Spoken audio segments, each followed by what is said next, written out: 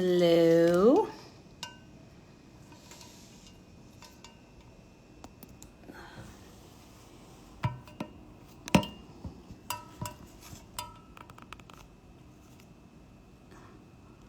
Okay. Let me see.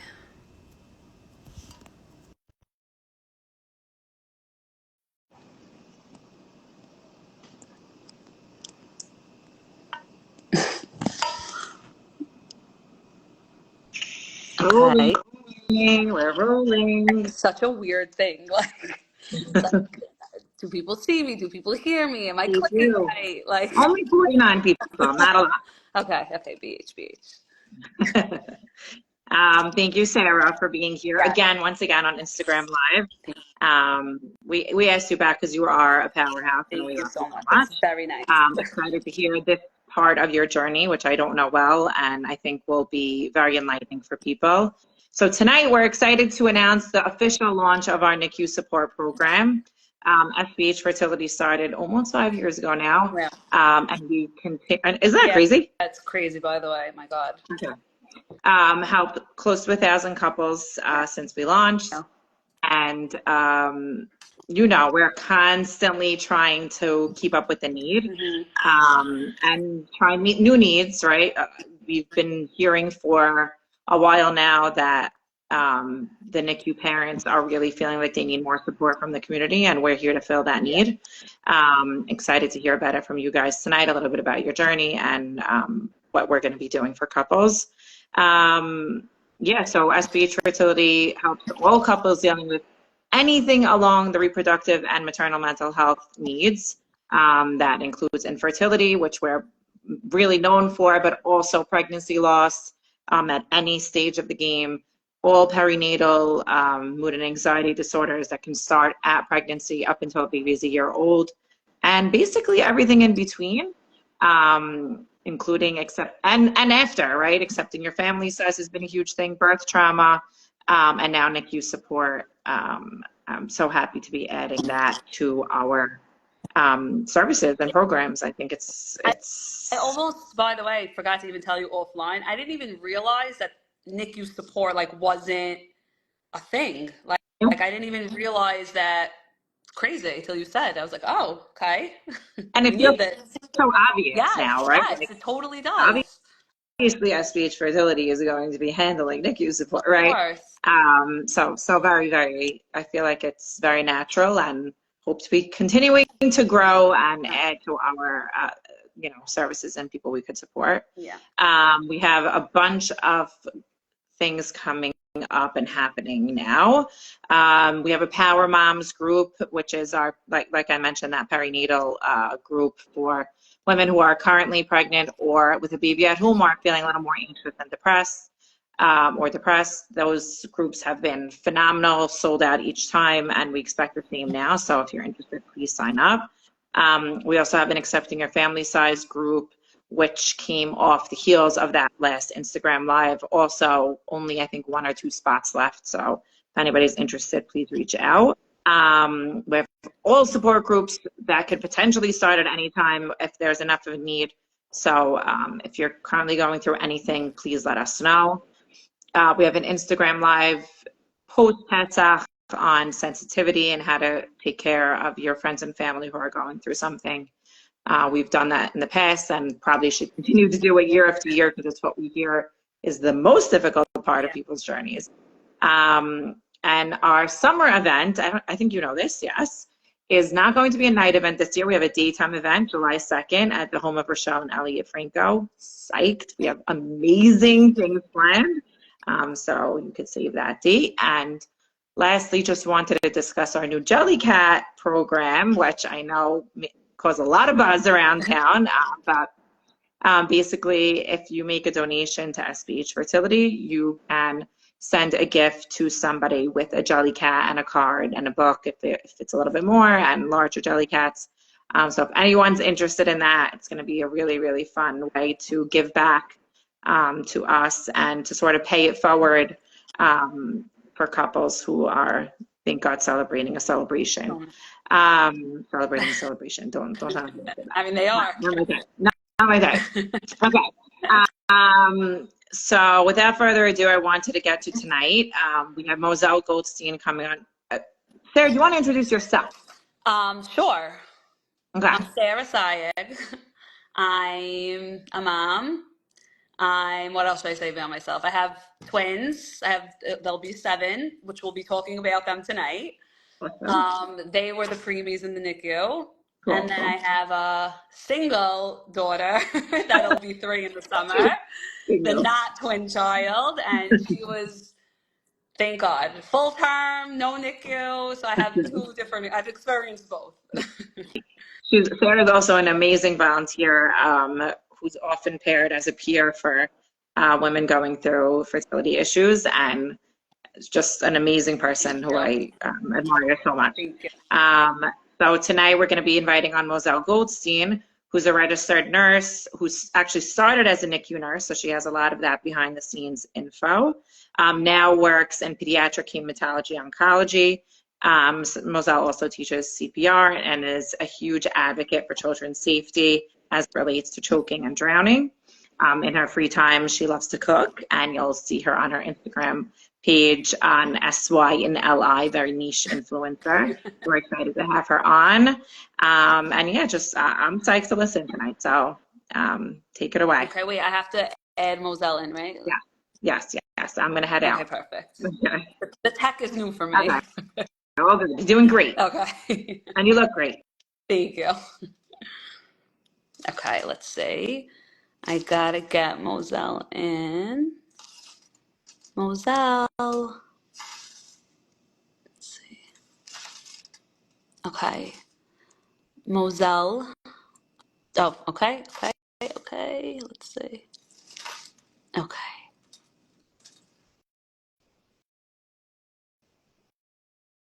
Okay, I think this should work. Okay.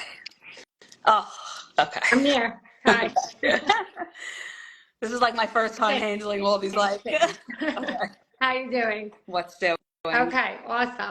Well, I'm so excited to be here. My role in this right now is more as a case manager. So we're going to start with your story, and then hopefully kind of through your story and questions, we can really give an overview of what this new NICU support group really helps everyone with. So let's get going. Tell us what you went through and, you know. So I'll like preface it by saying that, so I did a live a little over a year ago about my journey. It was a PCOS live, and I spoke about infertility and my struggle and IVF and late loss. I had a loss before I got pregnant with the twins, and it was like a lot. And then part of the story was that I had delivered my twins at 29 weeks. And I remember I said in the live that they were in the NICU for 7 to 8 weeks. I was like, oh, and that's a whole other live. So I said it. Here we are. And here we are. And Rachel called me. She didn't even remember that I said that. And I'm like, oh, that's so, it's just like full circle.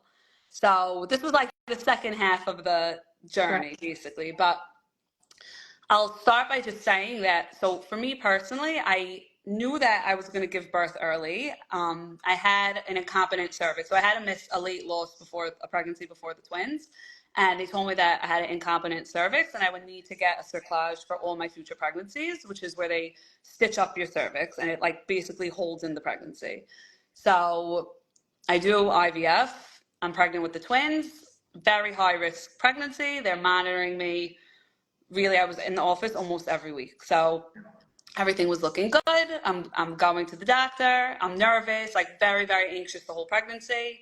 Didn't tell anyone it was twins, like a couple people, more out of fear than anything.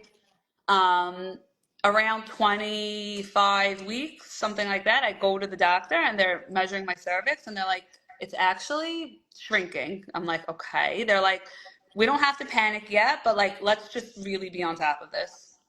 I'm like, okay, go back 26 weeks, my cervix is smaller. I go back 27 weeks, my cervix is smaller.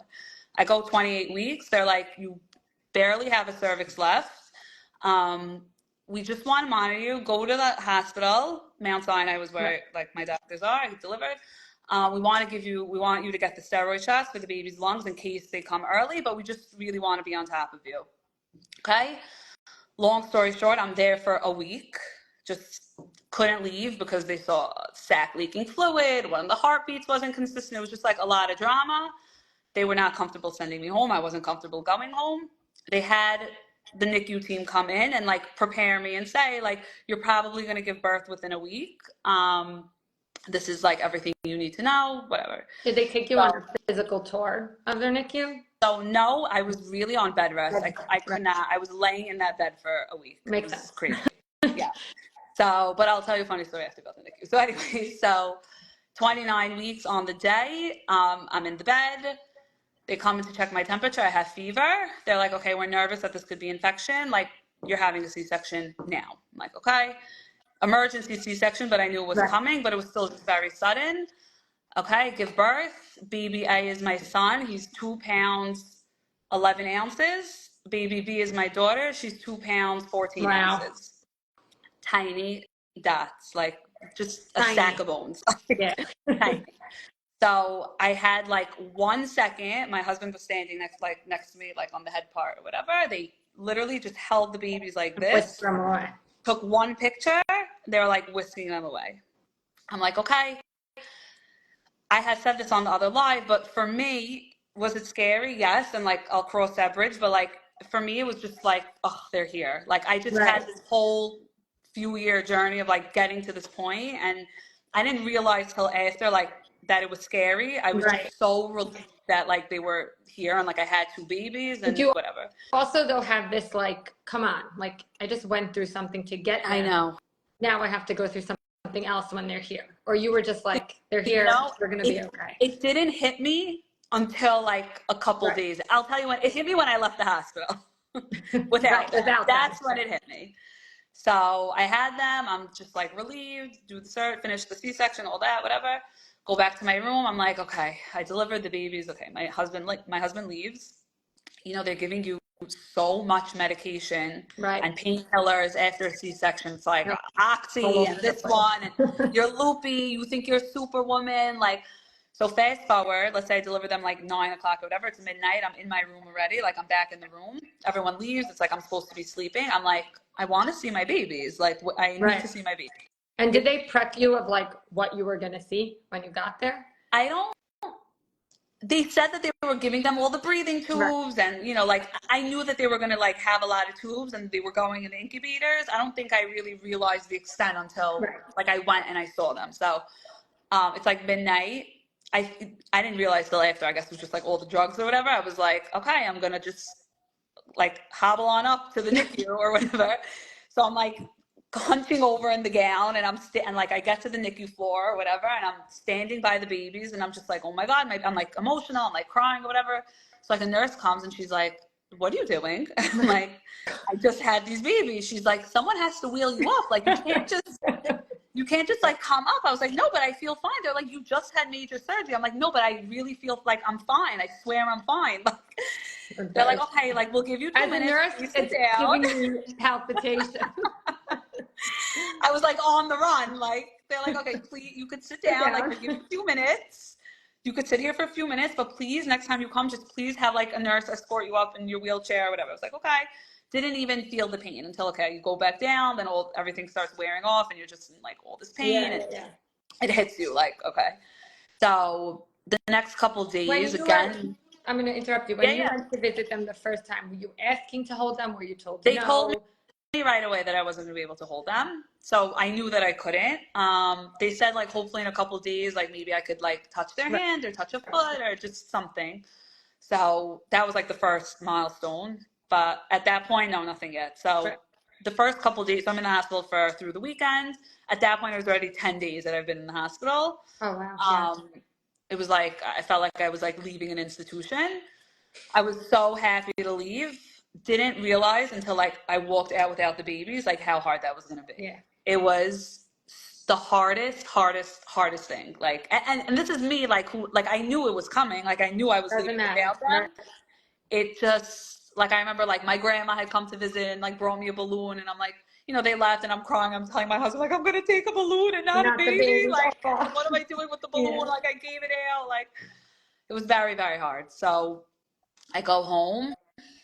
And that's when, like, my whole NICU journey starts. Right. journey. The It's also one like thing, the logistics yeah, of it oh my God. are almost like a whole separate part. It's funny when Lillian called me and we had a meeting to start getting this going.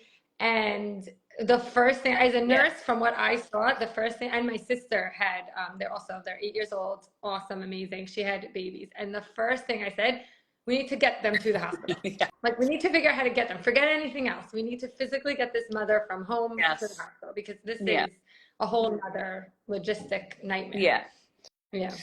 So at that time, part of like my logistics and seeing the kids. So I worked with my husband in the city for like a lot of years, and we would take the train every morning. So like, okay, I was home for like a week recovering. Oh, this was also just so I know, from the second they were born, the nurses were like, let's try to give them colostrum. Like, they had a feeding tube. They're like, anything we can put in the tube, like, let's Right. give them. Like, anything you can produce, like, it'll be so beneficial to them. Correct. So like, Yeah. that was like my priority. I was like, you know why? Because that's your control. Like, really nothing is in your control. Yes. The pumping is, you got Oh my God. You can do it. And it's a big deal. It consumed me. Like, I would take the pump, the extension cord, the bottles. Like, I had my whole kit for I 8 know. months. It becomes your personality, right? Yes. Oh my God. Freezing, I was the pumping room. It's like all the terminology. Like, I'm like, okay, I have to go to the pumping room. I'll be back.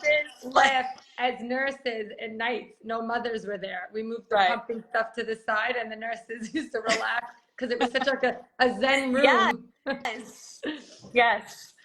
It really was. So I was like, okay, I made that my priority. I was like, okay, the getting any amount of milk that I could get to the babies, like, that's going to be my priority for now. Like, that's all I could do. I didn't hold them. I didn't touch them. I didn't anything yet. So a week, like, I'm home for a few days. After a couple of days, I was like, okay, like, I gotta go, So me and my husband would drive to the city in the morning. I'd go to the office for like a couple hours. I'd pump. I'd put the milk in the fridge.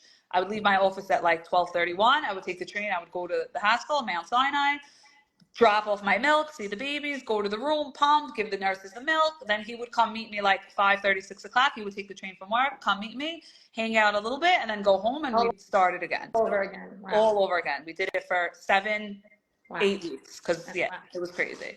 So throughout that time, listen, there was like a lot of terminology. Right. There was like a lot of things the doctors were telling me, a lot of information.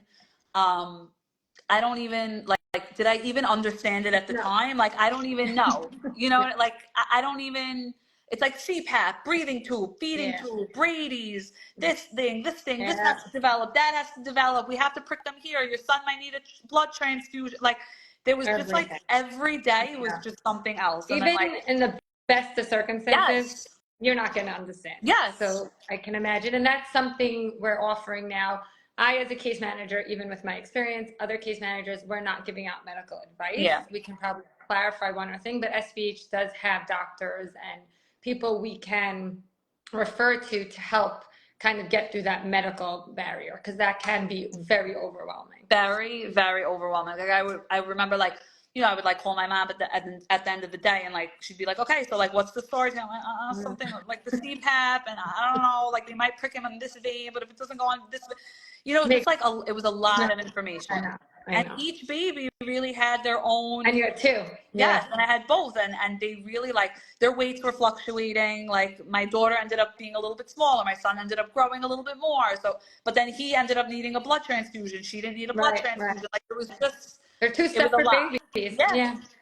So 100%. the beginning first like week or whatever, they were in, like, let's say I don't know how else to say it, except for like a scarier part of the NICU. The high critical care. Right. And then eventually, like, they would graduated. Yeah. They would like go to a different area where like they could share an incubator with like another baby. Right. So like every time they moved them to like a different part, it was graduation. Like, exactly. It was like another step. But it was a lot. I mean, the NICU was really just like, every time we walked up there, like every time me and my husband would walk in, it was just like all the beeps, all the sounds, all the. Yeah, I used to hear them in the shower. After my first job as a nurse, I used to hear beeping in the shower. We would like lay down at the end of the day, just like so drained. He's like, Sarah, I hear beeping. I'm like, yeah, I hear it also. It's just like phantom beeps, like. But then when you went home, did you feel like you wanted the beeps? Because like you relied on them. So I'll tell you, it's crazy because my son ended up being ready to come home at 7 weeks. And I was like, obviously so happy to bring him home, but in a way, like it was also comforting when he was there. Like Right, he was hooked nurses up 24/7. 24/7. And like, they would put him on his stomach, but he was all hooked up. And then they're like, oh, but don't do this at home. Right. And I'm like, okay. Like, just, it was just crazy. Like, then my daughter ended up coming home a week later. That was like a story also. So like he came home on Sunday and the rabbi came to check him. He was like around 7 pounds by the time he came home. God bless. Rabbi came to check him. Yeah. And they were like, okay, like you can have his birth in a week later. I was like, okay, like I'm so happy. My goal was to have my daughter home, obviously, for the birth also. So part of like them being born at 29 weeks was that they didn't develop the part where they Suck like and digest, swallow and breathe. swallow and breathe. Exactly. That whole function, like they developed it out of the womb. So we were like teaching them how to drink from bottles basically, and how to like latch on and how to swallow. And because they were hooked up, every time like they would they would gag on that, like the monitors would go off and they would tell me like, they like and forget how to breathe and suck. It's like two different things. Yeah. And it was terrifying. They turned blue, like their faces would turn blue, turn purple. And you're like sitting there like in panic, like, oh my God, my baby's choking. The nurses are so calm, like, oh no, this is fine. I was just turning them over, like whacking them on the back. It's like a 4-pound baby. They're just like whacking. They're like, no, this is fine. This is 4 pounds in the NICU is like humongous. They're huge. Well, when I had them and like, they were like, this is so big for this gestational week. I'm like, 2 pounds, 11 ounces. They're like, no, for 29 weeks, this is really a nice size. I'm like, okay, like whatever, like, thank you. But on that note, and something I learned for being a nurse a long time, we have to take our perspective out of it. You're scared, they're tiny to you. This is your experience, not ours as doing this forever and ever. So like, it's something I learned also, like, don't ever feel like, oh, my baby's not as sick. But like, this is your baby. Totally. Your experience. Totally. And again, like, it's funny also, like, I didn't process so much of it until like later on, just because like in that moment you're like, go, go, go, or like get through the day, get the babies home, get the baby's milk, pump, get it to them, but come back home, pump again. Like it's just like it consumes you. You don't even process it. You don't even process. I think I processed it like a week ago after Rachel called me and like you guys sent the flyer in, and I had a friend text me like, by the way, so underrated that your twins were in the NICU. Like you would never know now. Thank God a million times. Thank God. So, 29 weeks is young. Very.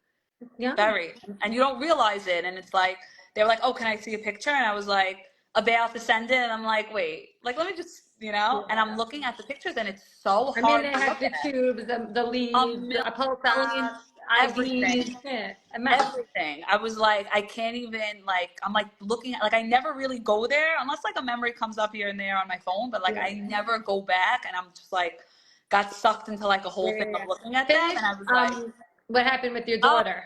So whatever. So he was able to come home or whatever, and then they needed 3 days of no Brady's, of that gagging, choking thing. Brady's mean the heart rate goes down. So they needed 3 days of that not happening to be able to send home a baby.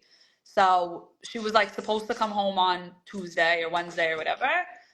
I come in like after work or whatever to see the babies, like I'm psyched or whatever, and they keep like a whole thing, a log of everything. So like anytime I missed out, I would like look at the log and like touch base with the nurse there, and I'm seeing on the log that she had a Brady. I'm like, what? No, she didn't. They're like, no, she hadn't. I was like, no, I was here till 8 o'clock last night. She didn't have a Brady. They're like, no, but she had one in the morning at whatever 10:30. I'm like, are you joking? I was so upset. So I was like, we have to wait 3 days. Like they're like, yeah, I'm so sorry. I'm like, please, I just want her home for Sunday. Like, it's really out of our hands. I was such a wreck. I was, at the end of the day, I was like, whatever's meant to be is going to be. Like, I was praying, like, finally, thank God, after Shabbat, Saturday night, was her 3rd day. She did amazing. I was able to bring her home literally the night before the break. It was really like, she wanted to be with her brother. No, I'm going to cry. Like, it was such a miracle. It was like, oh. She got her act together. She really did. And I remember like the next day, like putting them next to each other. Like they never ever put them in the isolate or the open crib together? After a few weeks of like them growing, and like after I was able to hold them 2 weeks after they were born. Okay. And I remember like they let me hold both of them together. So like they were next to me. Like I have a cute picture when they were like 1 month old. They were so little. They were like 3.5. So cute. Yeah. They like fit in like one arm, you know, like I put them together. And then the nurses, like there were a few nurses that were really like so special. They did so much for us, like looked after them, would call me, text me pictures. I remember one day the nurse was texting me and she's like, oh, I have a surprise for you when you come or whatever. I come and she had them both like in the thing, like next to each other. She's like, oh, they just want to be with each other. It was real, it was so cute. It was just like little things 100%. that just made all the difference. For sure. I want to ask you, it's like anything else about your story that you want to like share. I was going to ask you if you felt like what helped you during your NICU stay, well, your baby's NICU stay. But. Okay, so I definitely wanted to talk about this, but it's crazy because I had said last time also, like in general, I'm definitely like a more open person. I had a friend that had a baby in the NICU like right before me, a little bit later along, but like we would always talk. I would always tell them, listen, my friends were amazing. Like they really always checked in. They always asked me how the kids were. Again, like I was sending pictures left and right, and like now I'm looking back, like I can't believe I just sent these tubed babies. Like what was I thinking, you know? But everyone was really so supportive. I did have someone reach out to me, like someone that I knew, not like so close, but like, hi, what's up, like that type. Text me that she had gone through something similar a couple years before. Her twins were born earlier than mine. She was really, like I have to tell you, my support group. Like we would talk all the time, touch base. She would ask me questions. Like every time there was like a terminology, it's like I knew I could go to her. It was like barely enough for me to understand, let alone, you know, like Correct. And just random. Yeah, exactly. Molly Haber also, like I was talking to Molly all the time, like from when I got married. So when I had the twins, she's like, you have to talk to my daughter Rivka. She just went through the same thing. Fun thing about Rivka, yes. she actually works with us now, Miss Chesed, and she's taking care of sending care packages to all, like anyone who's coming on board as a NICU family. She's doing that. So we came full circle. Full circle, really full circle. So I would talk to Rivka, I would talk to my other friend. And then right when I think it was like maybe a couple months after my twins came home, so, someone also had like reached out to me like, oh, there's someone who just gave birth to twins in the NICU, also same hospital. Like, do you mind reaching out? I was like, oh my God, of course. I had like texted her, like I had just left the NICU, and then I texted my other friend saying like, there's someone else that you know like could use our support. I have to tell you, the three of us were like the group chat of the century. I mean, we realize now from the fertility department, from anything, support with someone who knows is like, you know, it's priceless. Priceless. Exactly. So like, that's what we're doing the same thing here. Yeah. We're putting you up with a peer, one-on-one peer. Well, you know, support groups hopefully will come. Yeah. It's like you said, the lingo, the exhaustion of just driving, you know, like every day to tell someone, like, I'm so tired. Okay, fine. You could tell me. I'd be like, yeah, I got it. But till someone's in the thick of it, the pumping, you know, like, where are you putting your freezer? Did you rent a freezer? I mean, I know the rented freezer. I think that is beyond helpful. And like, we're here to offer that. You almost like don't even realize how much you need it until it's like there and it's an outlet. And I think anyone with any situation just like craves that support from people that understand what they're going through, like whatever the situation is. Like, exactly, whatever it is. You know, like everyone's friends want to be there for them, and they are, and you need it. Right, and not you need to downplay friends at all, but you also need like that person that just you don't have to explain terminology to. Exactly. You know, and like that is really priceless.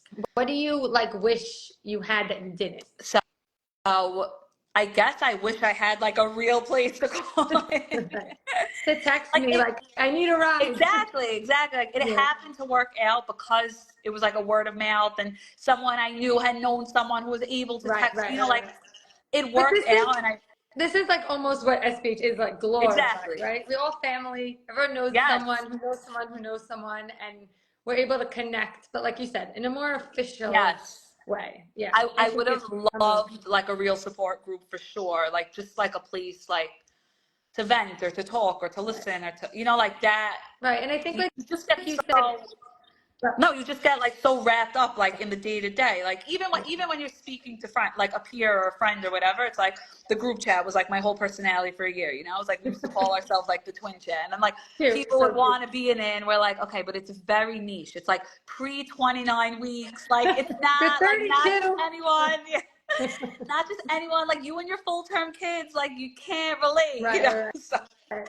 That's so so funny. but just to have like, again, it's through text and it's still like in your Right, and head. also you got lucky that you Yeah, had that. People yes, might not. So to 100%. have, right, somewhere you can turn. And I think what you said to Rachel in the beginning of like, obviously this was part of it, right? Like Yeah, it doesn't end at giving birth. It can yeah, almost be like you expect something. And you said you were kind of more expected that this was going to right. happen, but especially if someone goes in full term, 37 weeks, Yeah, gives birth, and God forbid, even something small that can be babies who have like, yeah, if you're a diabetic, usually the baby does have to go to the NICU, and right. but still, you didn't know that. You weren't Yeah, expecting that. You want your baby home. You want the baby next to you in your yeah, room. It can be very challenging. So we're here to offer like any support. And like I mentioned, the rides, to me, that's like the biggest thing. yeah, yeah, You know what it is? Because like we want to help you with everything, and I feel like something like just getting that off your head. Who's picking me yeah. up? How am I getting home? What time? I want to Listen, be there for 2 hours, but if my I ride. wasn't working in the city, I Right. would be one of those people like, how am I getting here every day? Like, how am I driving every day? Like, what am I So, doing? and that's Like, through the SBH volunteer department. So we have them, and like with everything in SBH, everybody works together. yeah. So we can also offer meals. Like if someone has 3 kids Mhm. at home and now they have a baby in the NICU, I was just case manager on a case. Um, those kids at Yeah, home need yeah, support and help. And you also don't want to be stressed that like, oh my God, I have 3 kids at home. They're getting to yeah. school. What's for dinner tonight? Anything we can do to just take some stress off, Mhm. we offer. Listen, So that 1 week where like my son was home, but my daughter was still in the hospital and I'm planning a bris and I'm trying to find something, right. like was the most I'm sure. exhausting week of my I'm life. It was sure. like trying to be there, like, okay, like my one baby's home, like I want to be there for him. I want to give a bottle. I want to do, but like, how am I going to leave my daughter there? Like, I'm running back to see her. Like, how is she doing? Drop her milk. Like, And I want a manicure. I have a breast on Sunday. oh my God. It was Everything. like, I'm yeah, let sure. me go run and fit Let's into a tell dress that Lillian I to can't add fit in. that to the list, right? Hair and manicure. No, just like those little things like No, you, for you sure. don't even realize. Like, For sure. it was And the one thing hardest that thing. I think is also super important because we have such a big organization, if anyone ever needs mental support, besides just a peer-to-peer, like real clinical support, we also can offer that because it can take a real toll. And especially if, like you said, you went through the fertility and then you're hit with this. And Yeah. it can really, really, and we can offer support to anyone in the family that needs it. Lactation consultant, Yeah. like you name it. I We're, think like I feel like I remember just like the mental breakdowns happening at like random times, like, Well, that's also part of the postpartum. Like yeah, it's like everything all at once. yeah, And it's like you don't know how to deal with it. So we offer, if we feel like as a case manager, a peer, like maybe this is too much for yeah, me, we refer to someone else. We can refer up. Um, Someone just wrote feeding therapy too. If a need arises, I'm hoping we can meet yeah, needs as they arise. yeah. Um, yeah. I don't know if anything else you want to add or a thing before we open up to questions. No, that was really, listen, like again, it was almost 7 years ago. Yeah. In a way, it's like a lifetime ago. Like I lived 800 lives since then. But like going back and like again, like, the other day, like I'm just looking at the pictures and it's like you just almost don't even Did you believe. have like a lot of anxiety, either like with the pregnancy or just about I you said you have had a 3-year-old crazy having a baby? anxiety. Yeah, I'm sure. Crazy anxiety during the pregnancy, crazy anxiety that week before, like being in the hospital, like, and this is like again, and like I can only imagine, like this is like me knowing that my kids are going to the NICU. But what Like, about with your 3-year-old? oh, my 3-year-old, Like, did that was you crazy anxiety. Oh crazy, my God, that right? was like, but thank God she was full Thank God, thank term. God. Like really, thank God, a VBAC, like just a completely, like I was able to hold her Different after I experience. had her, Yeah. like just a totally, like she was like 7.5 pounds. I'm like, oh my God, this is huge. Like our baby's this big. Giant. They're like, no, that's very regular. I'm like, is it? Like she seems gigantic to me. Like, Fun. It's true. but so much anxiety. So, oh my God, every I'm day. sure. And like we're really again, so things like rides, meals, logistics shouldn't Yeah, have to also add to that yeah, stress. So like we're here for the big stuff, we're here for the small stuff. yeah, And I'm hoping, and if anybody listening to this wants to get involved, we're always looking for peers. to help somebody who went through it, talk to them. And for anyone who's, maybe, God forbid, ends up in a position, we're here. We're here for them. We're here if they want to talk. We're just here to help. Yeah. I don't know if you want to add anything, or we can open up to questions. Lillian, if you're on and I missed anything, please comment and I'll add it in. Any things we offer that I forgot. But if anyone has any questions, now's the time. Would I see if they come in? I think so. I think like in that where Do you I see have people to joining. do I have to do something? Do I have to write something like a No, they should be able to Okay. comment. Somebody ask anything so we see if it comes up. Even just say hi. I guess we could keep talking unless anyone has any questions. I mean, I think it's really like, it's like informational, I feel like at this point, like just you have an issue. Oh, hi. Lenore said hi. And thank you for our amazing volunteers for making this happen. Yes. Yes. Oh, I didn't see that. Oh, it was a little above. Okay, we have a few. No, I was saying it's definitely just, again, like I thought it was a thing that SBH We is found already your twin chat, buddy. There you go. They're watching. They were so excited when they saw the flyer posted. I was like, oh, well, listen, they helped you through it. They really were there for you. They were your support. Totally. And everyone should find that. Everyone should really find that, like 100%. In their time of need. And also, like, it can get overwhelming. So one of Dr. Ezra Dayan actually compiled like a discharge list so that we can give to you guys, check off things. Somebody asked, were you always able to give milk, or did you need to use from a milk bank? I was like a cow. So honestly, I was making so much milk. They fortified it though for them? Yes. In the beginning, when they were very, very little, they were adding the vitamins. So fortifying milk is, your breast milk sometimes doesn't have enough calories. Yeah. We want these babies to get fat. Yes. We want them to gain weight. So they have to add calories to it. But breast milk is best in NICU. Again, that is best. But yes.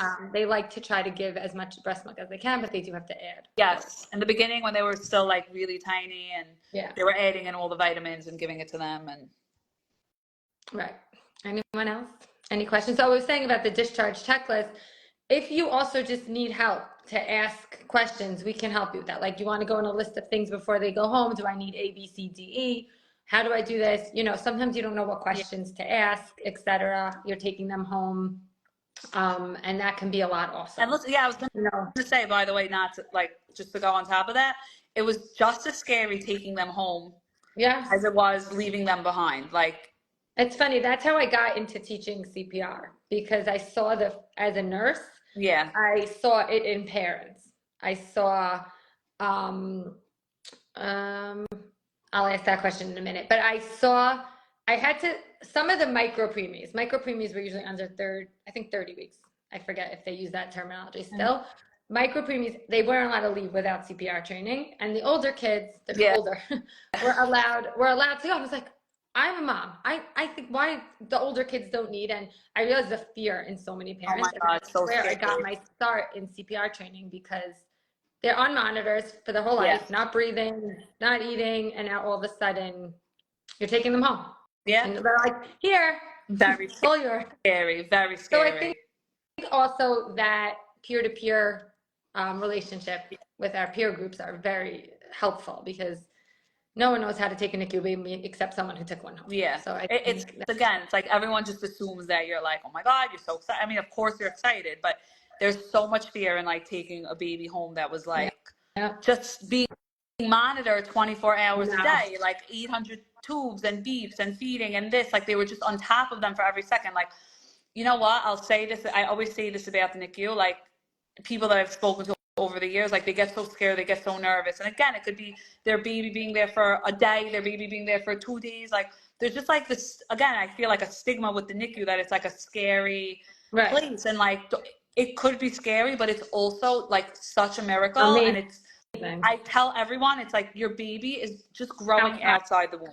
Right. Yeah. That's really what I tell everyone. I'm like, it's the safest. And it's like this. There's a roller coaster. Yes. They go up, they go down. It happens. Yes. But I think I'm like, it's safe. They're watching your baby. Like, you don't ever want to God forbid, like take a baby home that like you're not sure, you never want to rush that. Like if they want to be cautious and like take the baby to the NICU for, a day, it's like, please take them. Like 100%. I want 100 eyes on my child, on my newborn, like.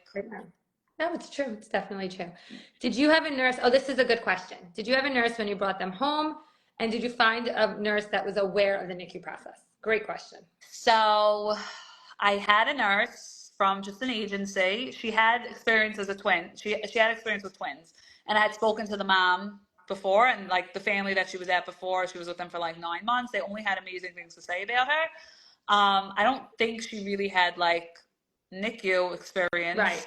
Like per se, but she had experience with twins, and I feel like at that point I needed, they were all I needed someone to help me juggle them or like feed both at once. So like, also the point when they come home, they're kind of no longer NICU babies, right? They're well, healthy twins. Yeah. We had this discussion because a lot of people were asking. So what I thought would be nice, and we'll get you on the list, is to ask kind of nurse that you use, someone who did have NICU babies that then had a different, like a normal nurse, but loved them, that we can add to a list of like, those are good NICU nurses, but that is a big concern. I've even had people personally ask me, like when I was a nurse in the NICU, like, do you want to get hired privately? And I'm like, you don't need an RN. Like you need just someone to help you. Yeah. They are healthy now. They're home. So they're like normal twins. But it is for me, and I'm sure everyone's very different. Like I didn't want to treat them like once they came home, like I didn't want to treat them as like, God forbid, anything was wrong or that they were NICU babies. Like, okay, they were a little bit smaller than other babies. And they had told me from when they were in the NICU that like usually by age 2, they kind of like phase out or like they don't go by their adjusted age anymore, But to be honest with you, I never even really like called them by their adjusted age, Like I would tell people, I was like, oh, they were preemies. Like everyone knew I had preemie twins. But it's like, okay, they're 5 months. I wasn't saying they were 2 months, 3 months, just like, leave me alone. Like, and like anything in SBH, 2 years later, you want to call us, you want to reach out, we're there. Right. Any other questions? Was it hard for you to see other children their age doing things before them? So it's interesting because my son and my daughter, okay, so I don't know if this is like nature versus nurture or whatever it is, but my daughter didn't know she was a preemie. Like she had no idea that she was born at 29 weeks. Girl. Like, I brought her home. She was like rolling around. Like I remember like a couple weeks later, like she rolled over. I'm like, why is she doing that? Like how does she not? She weighs 6 pounds. Like what is she doing? Like my son was just lay on his back. Lazy boy. She was standing up. Now I have pictures of her climbing the crib and standing up, and he's just on his back. He couldn't even figure out how to roll over yet. So, it was interesting. I think so, but also like we now know like every kid's hit every milestone. So many, even normal full-term babies. Yeah. My 10-year-old, like I think he walked at 18 months, and he was a full-term. So like it happens. Everyone on different. Totally. My full-term baby walked at 14 months, and my NICU daughter walked at 9 months. Like, so it's really like and my son things in their own time. But I'll tell you one thing, like I was very on top of. I didn't call them by their adjusted age or anything, but I was very on top of like getting them services and doing all that. And like, that's a good point. The second I saw that like she was doing something he wasn't doing, like I would make a phone call and I would say, okay, I had 29 weekers, like like I definitely used it like where I could use it. Like I got them, like he had physical therapy, he had speech therapy, he needed it. Like she didn't really need it as much, but I always used the preemie thing to get the services. And they had told me in the hospital. They had told me in the hospital, like anytime there's an issue, like you come to us and we will write you a referral like in a minute. Awesome. So it was great. Awesome. Any other questions, comments? Thank you everybody for joining. And we're excited about this new program. Any questions, you can ask me, Sarah, DM SBH Updates. And thank you. We'll stay on for a minute or two if anyone has any more questions, but thanks everyone for coming on. Yes. Thank you, Sarah. Thank you. Okay, I'm gonna save it now, right? I'm gonna let you save it before I leave. Wait, tell me how to